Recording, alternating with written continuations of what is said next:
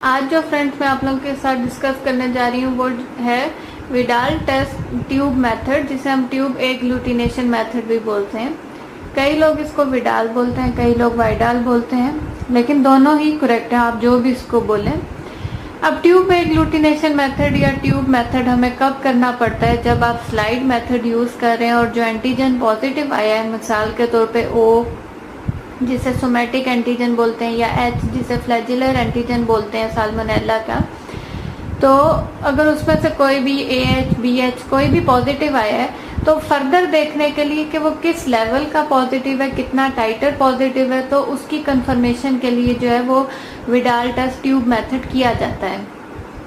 अब इसके लिए कौन से आइटम्स रिक्वायर्ड है? इसके लिए टेस्ट ट्यूब्स चाहिए, प्लास्टिक या ग्लास कोई भी अच्छी क्वालिटी की आप टेस्ट ट्यूब यूज कर सकते हैं, लेकिन वो टेस्ट ट्यूब जो है वो नीट एंड क्लीन होनी चाहिए, डर्ट फ्री होनी चाहिए, कंटेमिनेशन फ्री होनी चाहिए, ताकि कोई भी फॉल्स पॉजिटिव रिजल्ट जो है वो रीड ना हो सके। इसके अलावा सीरम चाहिए पेशेंट का, जो कि क्लियर और नॉन हिमोलाइज होना चाहिए और अनडाइल्यूटेड होना चाहिए। मसलन कि आपने उसको किसी भी चीज के साथ डाइल्यूट नहीं करना है। इसके बाद आपको पाइपेट्स चाहिए, पाइपेट्स में आपको 1 ml की चाहिए और 100 माइक्रोलीटर की पाइपेट चाहिए। उसके अलावा आपको डिस्पोजेबल टिप्स चाहिए, 1 ml वाली डिस्पोजेबल टिप भी चाहिए होगी और आपको 100 माइक्रोलीटर वाली डिस्पोजेबल टिप्स भी चाहिए होंगी। विडाल का रिएजेंट चाहिए, वाटर बाथ चाहिए और टाइमर चाहिए। अब नेक्स्ट आ जाता है प्रोसीजर। अब प्रोसीजर में क्या है? प्रोसीजर इसका ये है, मैं आपको आगे ड्रॉ करके भी समझा दूंगी। पहले आप इसका थ्योरी समझ लें कि आपने 8 टेस्ट ट्यूब्स लेनी है, उसको रैक में रखना है और उनको लेबल करना है 1 to 7, और जो 8th ट्यूब होगी उसको आपने एज अ कंट्रोल यूज करना है। तो इसलिए उस पर आपने C लिख देना है और बाकी ट्यूब्स पे आपने नंबर लिखने हैं 1 2 3 4 5 6 7।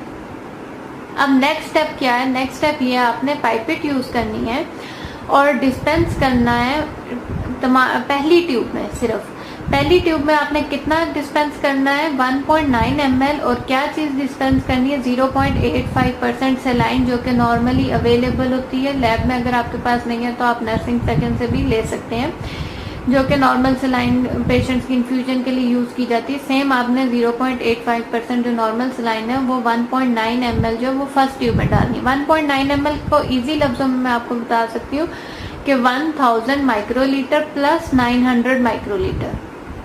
अगर आपको नहीं समझ आ रहा 1.9 ml कितना है, तो 1000 माइक्रोलीटर प्लस 900 माइक्रोलीटर, लेकिन ये सिर्फ आपने ट्यूब नंबर 1 में सेलाइन डालनी है। बाकी जो ट्यूब्स होंगी 2 to 8 ट्यूब्स, यानी कि कंट्रोल ट्यूब, और बाकी 2 to 7 ट्यूब्स, उन तमाम में आपने 1 ml सेलाइन डालना है। तो ये तो था स्टेप नंबर 2। अब स्टेप नंबर 3 क्या है? अब स्टेप नंबर 3 ये होगा कि आपने पाइपेट लेनी है और उसको कौन सी मेजरमेंट चाहिए आपको? 100 माइक्रोलीटर, या जिसे हम 0.1 ml बोलते हैं। तो आपने 100 माइक्रोलीटर पेशेंट का सीरम लेना है और उसको फर्स्ट ट्यूब में डिस्पेंस करना है। अब जब आपने फर्स्ट ट्यूब में डिस्पेंस कर देना है तो आपने अब क्या करना है? अब आपने 1 ml वाली पाइपेट, यानी कि 1000 माइक्रोलीटर वाली पाइपेट को सेट करना है और उस पाइपेट के थ्रू जो है आपने उसको अच्छी तरह मिक्स करना है, जो कि सीरम आपने ऐड किया है ट्यूब नंबर 1 में। अब आपको समझ आ गया। अब आता है स्टेप नंबर 4। अब स्टेप नंबर 4 क्या है? स्टेप नंबर 4 ये है कि जो फर्स्ट ट्यूब है उसमें से, जो इसमें आपने मिक्स किया था सीरम को, उस ट्यूब में से आपने 1 ml या 1000 माइक्रोलीटर जो है वो फर्स्ट ट्यूब से लेना है सोल्यूशन, यानी कि अनडाइल्यूटेड सीरम जो आपने नॉर्मल सेलाइन के अंदर मिक्स किया था। अब वो तकरीबन कितना हो गया? 1.9 पहले था और 100 माइक्रोलीटर जब आपने उसको ऐड किया था तो वो तकरीबन 2 ml सोल्यूशन हो गया था। अब उस 2 ml में से आपने 1 ml को लेना है फर्स्ट ट्यूब में, और फिर आपने उसको कितने डिस्पेंस करना है? ट्यूब नंबर 2 में, और फिर अच्छी तरह मिक्स करना है। यहाँ तक आपको समझ आ गई। अब चलते हैं नेक्स्ट स्टेप की तरफ। अब नेक्स्ट स्टेप क्या है? नेक्स्ट स्टेप ये है continuous this doubling dilution through the 7th tube, discard 1 ml from the 7th tube. इसका क्या मतलब है? इसका मतलब ये है कि जैसे आपने फर्स्ट ट्यूब से 1 ml लिया, उसको सेकंड ट्यूब में डाल के मिक्स किया, इसी तरह आप फिर सेकंड ट्यूब से 1 ml लेंगे और उसको थर्ड ट्यूब में डालेंगे। और इसी तरह थर्ड से फोर्थ, फोर्थ से फिफ्थ, और फिफ्थ से सिक्स, और सिक्स से सेवन्थ। जब सेवन्थ में आप दोबारा मिक्स करेंगे तो वो सोल्यूशन कितना होगा 2 ml, लेकिन उसमें से आपने दोबारा 1 ml लेना है और उसको डिस्कार्ड कर देना है। 8 ट्यूब में नहीं डालना है, क्योंकि आपको याद होगा 8 ट्यूब को हमने एज अ कंट्रोल लेबल किया हुआ है। तो 8 ट्यूब में सिर्फ नॉर्मल सलाइन मौजूद होगा, और ये जो ट्यूब होगी ये एज अ नेगेटिव कंट्रोल हम यूज करेंगे। अब नेक्स्ट स्टेप क्या है? अब वो रिएजेंट जो कि अप्रोप्रिएट रिएजेंट आपको चाहिए, O या H या जोन सा भी आपका पॉजिटिव आया था जिसको आप कंफर्म करना चाह रहे हैं, वो रिएजेंट आप लेंगे, उसको अच्छी तरह आपने मिक्स करना है। Shake the reagent well.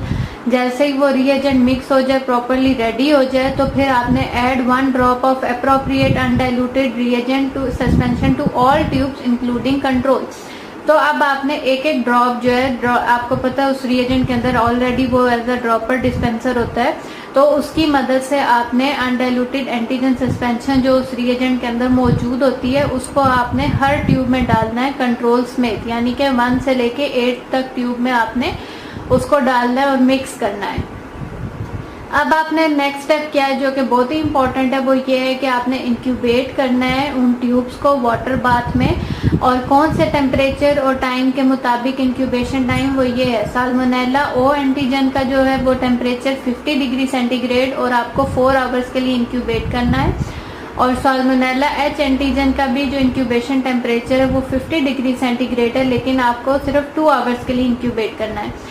अब इस पॉइंट स्टेप पे जो इम्पोर्टेंट पॉइंट ये है कि इंक्यूबेशन के दौरान जो 2/3 सैंपल है वो तकरीबन वाटर बाथ के वाटर के अंदर इमर्स्ड होना चाहिए, ताकि प्रॉपर जो है इंक्यूबेशन या टेम्परेचर फ्लो या जो भी है वो प्रॉपर हो सके। क्योंकि अगर वाटर लेवल बहुत ज़्यादा कम होगा और सैंपल प्रॉपरली वाटर में इमर्स नहीं होगा तो उसकी वजह से जो है वो ज़्यादा टेम्परेचर अफेक्ट करेगा, सैंपल को प्रॉपर टेम्परेचर नहीं मिल रहा होगा, जिसकी वजह से आपका रिजल्ट जो है वो फॉल्स पॉजिटिव या फॉल्स नेगेटिव आ सकता है। इस वजह से प्रॉपर जो है वो सैंपल जो है एटलीस्ट 2/3 जो सैंपल है वो वाटर बाथ के वाटर के अंदर इमर्स्ड होना चाहिए, डिप होना चाहिए।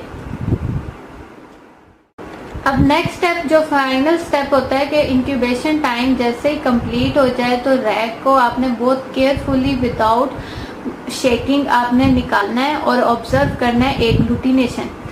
अब जो titre to be taken is the last tube to show agglutination. इसका क्या मतलब है? इसका मतलब बहुत ही इजी है। इसका मतलब ये है कि वो ट्यूब जिसमें आप एग्लूटिनेशन देख रहे होंगे और अगर आपने वो एग्लूटिनेशन फर्स्ट ट्यूब में देखी है, सेकंड में नहीं देखी, या सेकंड में देखी है उसके बाद थर्ड में नहीं देखी, तो जो लास्ट ट्यूब जहां तक आप एग्लूटिनेशन ऑब्जर्व करेंगे आपने वो वाला टाइटर जो है वो रिपोर्ट करना है।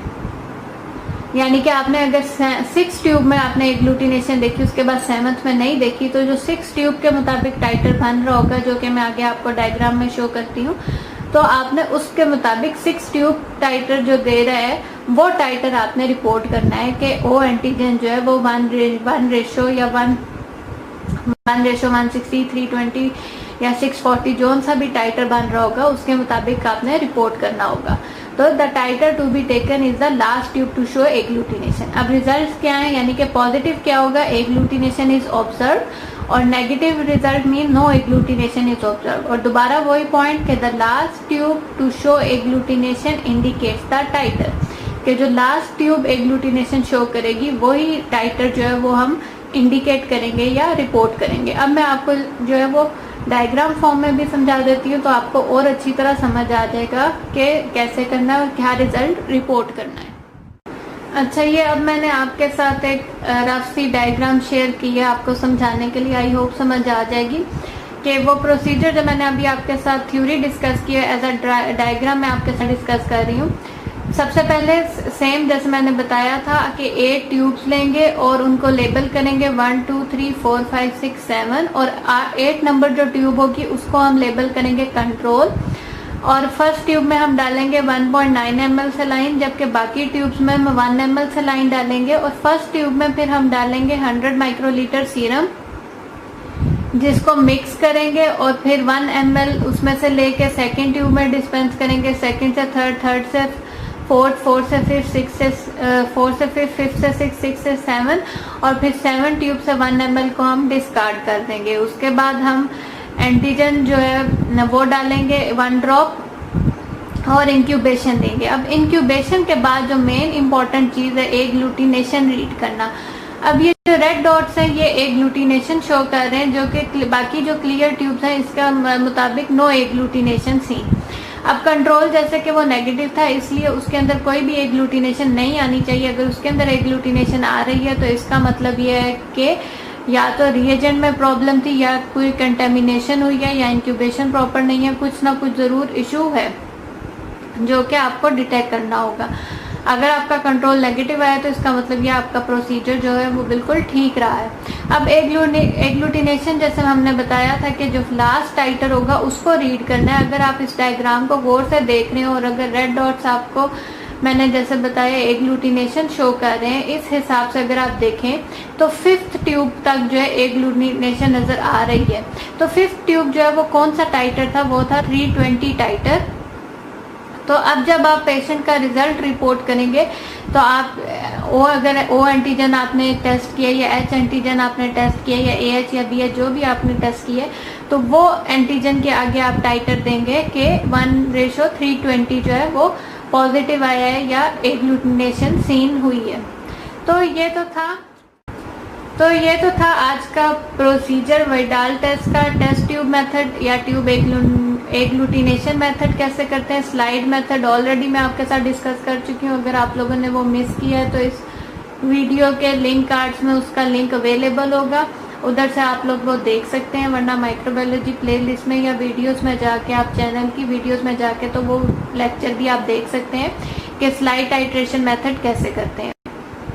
तो आई होप कि आपको अच्छी तरह समझ आ गया होगा कि ट्यूब मेथड को कैसे परफॉर्म करना है, क्या प्रोसीजर है और रिजल्ट कैसे रीड करना है।